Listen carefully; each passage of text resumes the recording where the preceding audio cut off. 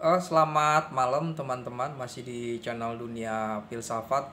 Kita akan berbicara mengenai pendidikan yang membebaskan. Jadi pendidikan yang membebaskan ini dirumuskan oleh Paulo Freire misalnya, salah satu pemikir pendidikan asal Brazil yang berusaha untuk merumuskan tentang bagaimana cara mendidik manusia yang tertindas, bagaimana suatu pendidikan itu bisa lebih memperhatikan mereka yang mengalami ketidakberuntungan, entah itu fasilitas, kondisi lingkungan sosial, dan juga tentu saja adalah kelemahan kognisi. Jadi pendidikan itu bukan untuk orang-orang yang elit. Justru ketika orang yang pintar, kaya, semakin kaya dan semakin pintar, itu pendidikan yang tentu saja hal biasa. Tapi ciri tugas dari pendidikan itu adalah mendidik orang yang tidak tahu atau tidak berbodoh menjadi mengalami perubahan dalam hidupnya. Itulah pendidikan, menolong orang-orang yang tidak bisa berkembang dalam hidupnya, tidak bisa memiliki fasilitas pendidikan. Dan ini sangat penting gitu. Kita kalau pendidikan hanya memusatkan pada orang-orang yang pintar, yang kaya, itu bukan sebagai suatu terobosan untuk membuat keadaan masyarakat yang terpinggirkan lebih baik. Dan tentu saja Paulo Freire ini dibekali dengan analisis eksistensial. Baginya pendidikan itu harus bisa melihat sisi otentik dari seseorang manusia, bukan hanya sekedar mengajarkan transfer ilmu pengetahuan. Jadi pendidikan itu harus bermakna gitu, harus bisa menghidupkan kehendak seseorang agar bisa menjadi memahami apa yang dia inginkan, apa yang dia lakukan. Dia juga sangat penting, pendidikan itu harus bisa menemukan otentisitas dari seseorang itu. Selain itu Freire juga menggunakan analisis fenomenologi. Nah, fenomenologi itu suatu metode analisis untuk melihat realitas itu apa adanya, menunda asumsi, segala asumsi kesimpulan yang ada. Dan tentu saja pengalaman ini menjadi sangat penting dalam fenomenologi itu. Pengalaman itu melimpah, lebih sedikit yang terkonsepsikan, lebih sedikit yang terbahasakan. Nah, dari sini bahwa kehidupan ini begitu luas.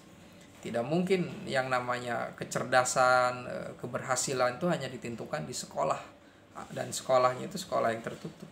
Dunia ini adalah kehidupan juga. Dunia ini juga adalah laboratorium pendidikan juga.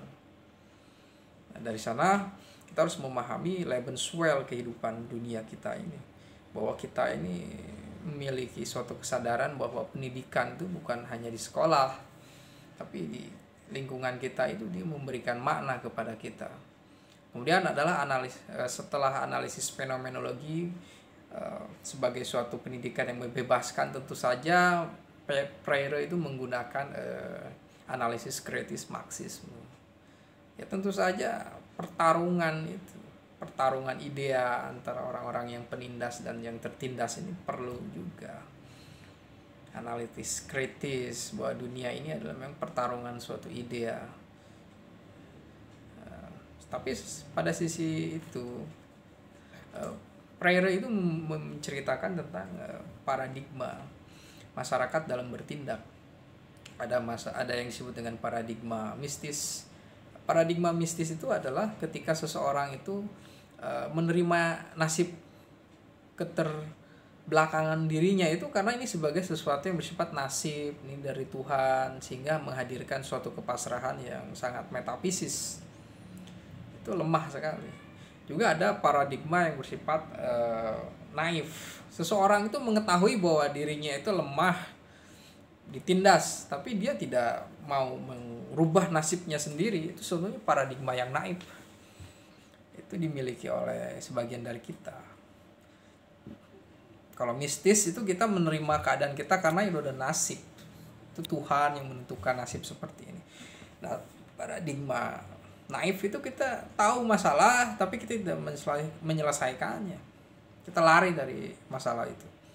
Kemudian ada paradigma kritis. Kita membuat demarkasi saya yang tertindas dan mereka yang menindas. Kita sudah melakukan perlawanan gitu, analisis kritis. Ini kita berusaha untuk memahami masalah, kita melawan. Tapi tentu saja ini awal mula dari perseteruan yang terus-menerus terjadi.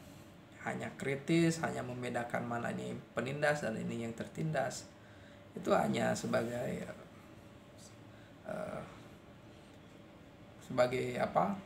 paradigma yang menciptakan musuh. Lalu Freire menawarkan juga dengan paradigma transformatif. Nah, paradigma transformatif ini adalah dalam dunia pendidikan itu orang itu saling menyadari. Orang yang menindas sadar bahwa dirinya ditindas, dan orang yang penindas itu dia sadar bahwa dia tidak harus berhenti menindas. Harus ada kesadaran bersama, tidak hanya ada salah satu kesadaran saja. Harus dua-duanya menyadari. Orang yang ditindas harus menyadari dirinya ditindas dan harus melawan. Orang yang menyadari bahwa dirinya itu bodoh, lalu dia harus belajar. Dia mengalami suatu keadaan yang tidak baik, maka dia harus menyadari keadaannya itu dan dia harus merubah. Nah, di sini transformatif itu berusaha untuk memberikan suatu sudut pandang yang lebih wise ya. Nah, dari sini kita bisa memahami tentang paradigma apa yang diinginkan oleh Freire. Tapi memang pendidikan itu bagi Freire itu harus realistis. Apa yang dialami oleh seseorang itulah yang harus diajarkan. Misalnya masyarakat petani berbeda dengan masyarakat yang ada di industri. Pendidik yang ada di daerah pertanian dia harus memperkenalkan pertanian. Misalnya bahasa Inggrisnya jangan berbicara bahasa Inggris mengenai passion, mobil, enggak lah, kita ceritakan tentang ini loh, rumput ini green, itu sangat penting sekali. Jadi itu disebut fungsional. Jadi kita pendidikan itu ada sisi fungsionalismenya juga. Dari sini bahwa pendidikan itu sesuai konteks juga. Membangun suatu kesadaran itu penting sekali. Membangun kesadaran bahwa kita